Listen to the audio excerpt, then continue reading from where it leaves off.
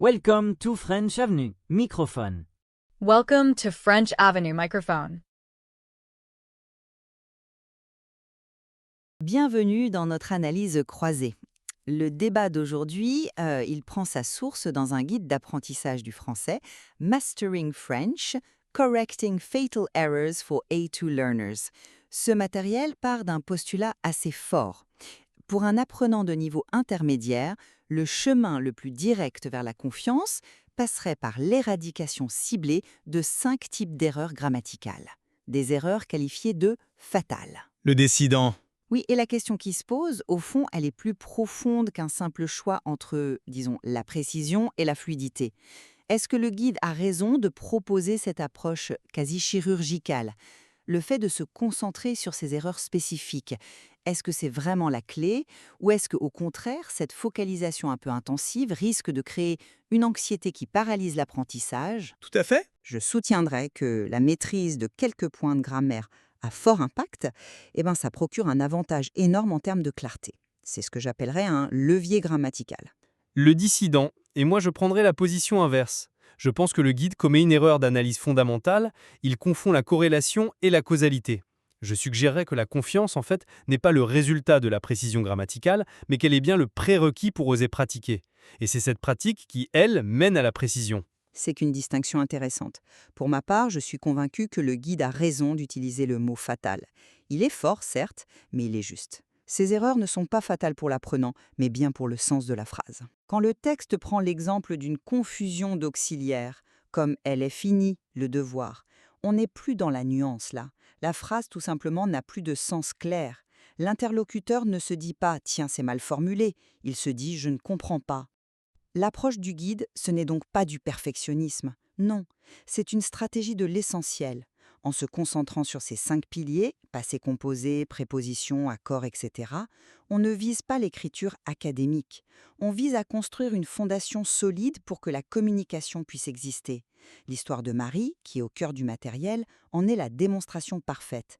Sa confiance explose, mais à quel moment? Après avoir travaillé ces points précis avec son collègue Luc.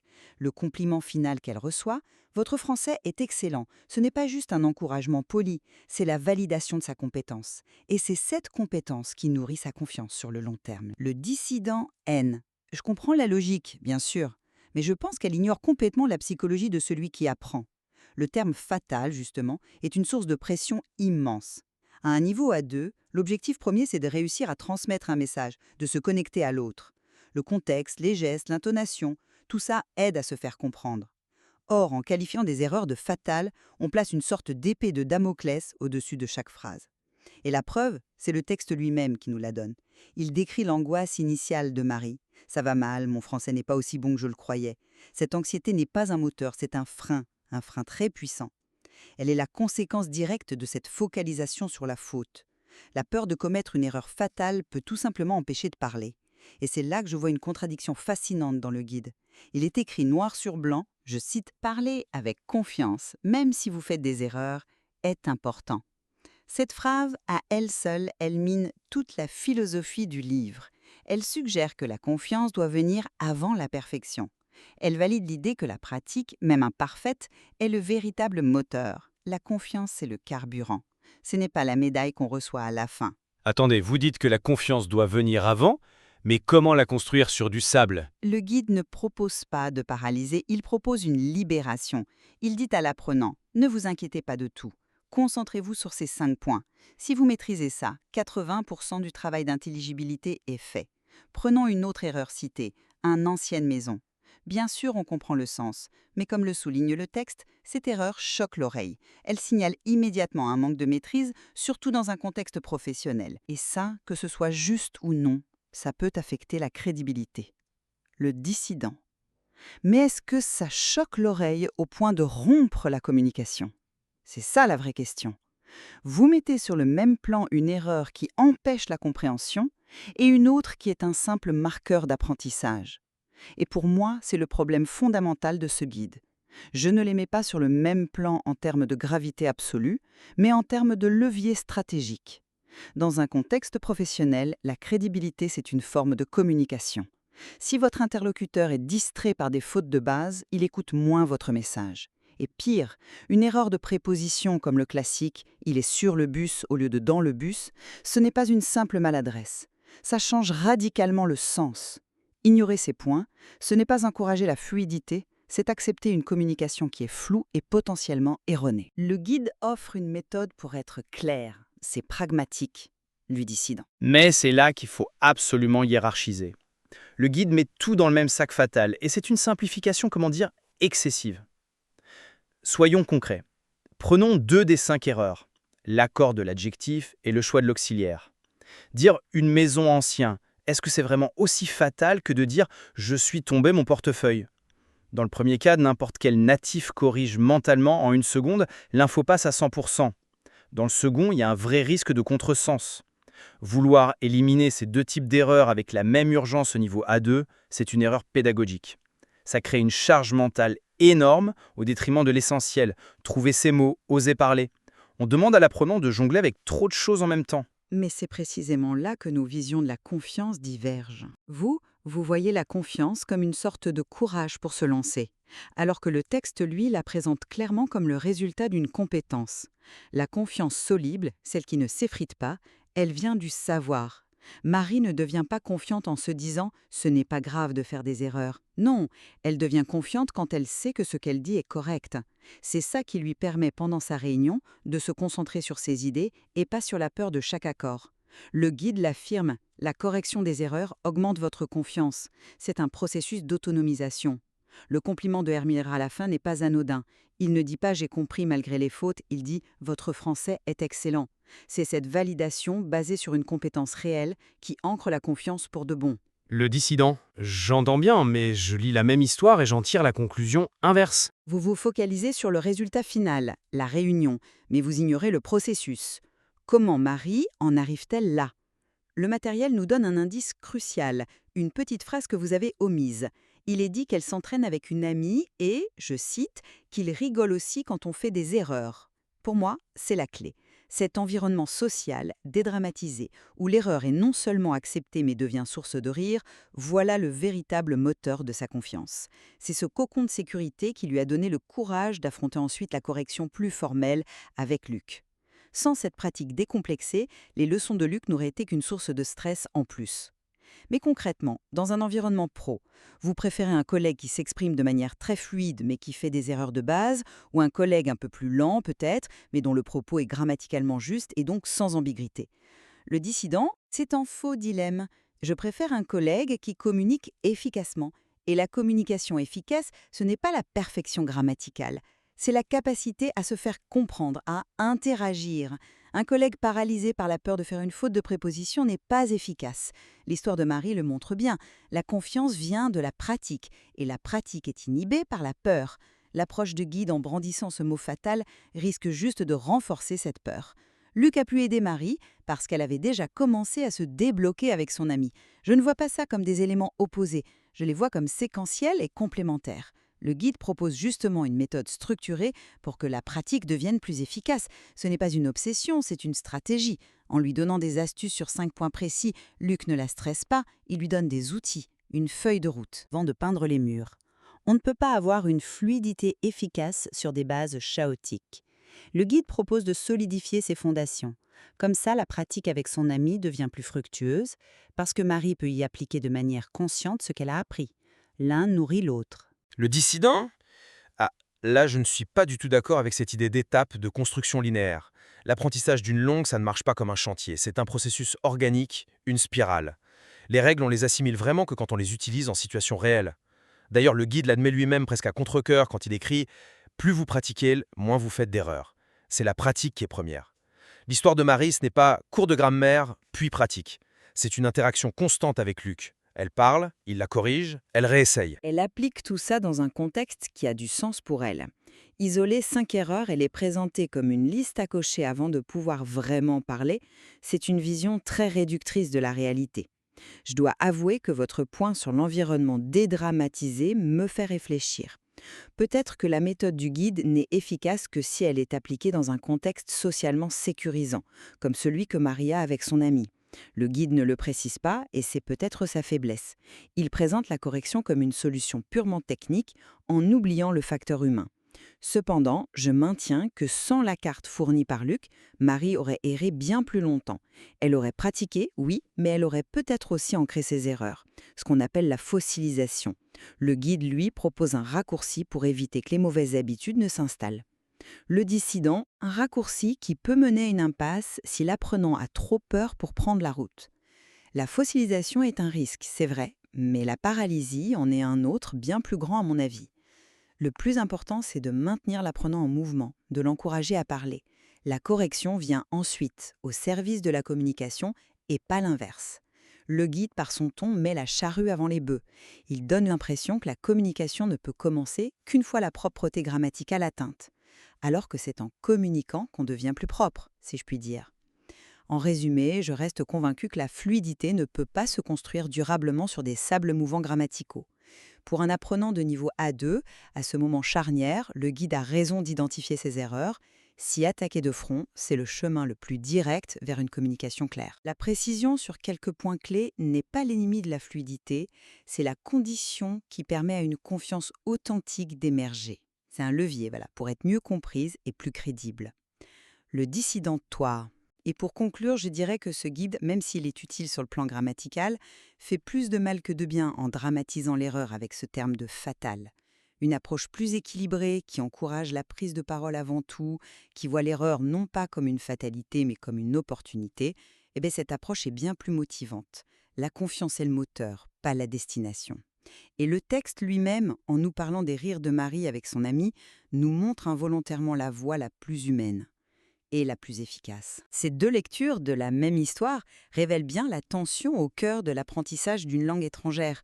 Cet équilibre très délicat à trouver entre le besoin de justesse pour être clair et le besoin de lâcher prise pour être fluide. Le dissident. Absolument.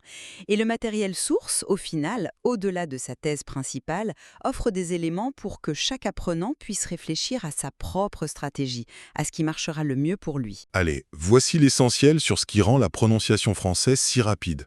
Vous avez déjà eu cette impression que les Français parlent à toute vitesse. Eh bien, la raison, c'est souvent pas le vocabulaire. C'est plutôt 3 mécanismes qui, en fait, fusionnent les mots à l'oral. D'abord, il y a la liaison. C'est un peu le ciment invisible entre les mots. Prenez un ami par exemple. On ne va pas entendre un ami. Non. La consonne finale, normalement muette, se réveille et on entend un serbloc. Un ami. C'est la même magie dans 20 ans. Deuxièmement, pour aller encore plus vite, il y a la fusion de mots. D'un côté, la contraction, quand ALE devient O dans au café, et de l'autre, l'élision, où on remplace une voyelle par une apostrophe pour que ça glisse. C'est comme ça que « je ai » devient « j'ai ». C'est beaucoup plus fluide, non? Et enfin, le dernier secret, c'est la signature sonore du français, la nasalisation. C'est ce son si particulier où l'air passe aussi par le nez. C'est ça qui donne cette mélodie unique à des mots que vous connaissez tous. Bon, vin, maman. En bref, comprendre ces 3 points, c'est vraiment détenir la clé pour passer du français des livres au français de la rue. Le présentateur. Alors on examine aujourd'hui une leçon de français pour un niveau B1 qui vise à démystifier la prononciation rapide, comme les liaisons, les contractions. Oui, avec une approche narrative qui est déjà une très bonne base. Tout à fait. L'idée de l'histoire est excellente, mais premier point qui nous semble important, le matériel pourrait vraiment gagner en impact si on consolidait certaines explications techniques. Oui, c'est exactement ça. En fait, en parcourant la leçon, on a un peu l'impression d'être dans les coulisses de la création. C'est une bonne image, ça. On voit des notes, des moments où l'auteur semble hésiter, se corriger lui-même, par exemple sur la liaison après 2 ou sur la nature du H dans hôtel. C'est un processus de création tout à fait normal, mais pour l'apprenant, ça peut créer de l'incertitude. Oui, ça peut le déstabiliser complètement. Surtout à un niveau B1, il se dit « Attendez, on m'apprend une règle et le premier exemple qu'on me donne, il la contredit. » Exactement. C'est là qu'on risque de perdre sa confiance. L'exemple le plus frappant, c'est celui de l'hôtel. Le présentateur, il est classé par erreur sous la règle du A aspiré, alors qu'en réalité, c'est un H muet. C'est justement pour ça qu'on fait l'élision. Et ça contredit directement l'exemple du héros qui vient juste après. C'est ça. Pour un étudiant qui essaie de se construire une logique, c'est très très déroutant. D'accord. Donc si je comprends bien, l'enjeu, c'est de passer du cahier de brouillon de l'auteur, qui est très riche, à une version finale qui est impeccable. C'est l'idée, oui. Il faut polir la leçon pour qu'elle soit claire, directe, qu'elle inspire confiance. Le doute grammatical, c'est un luxe pour les niveaux beaucoup plus avancés. Alors concrètement, comment est-ce qu'on pourrait s'y prendre pour ce fameux A aspiré et A muet, par exemple? La meilleure approche, ce serait d'utiliser des paires, des exemples qui s'opposent très clairement. Un contraste. Voilà, on met face à face l'histoire où l'élision est possible parce que le H est muet, et juste à côté le héros où elle est impossible.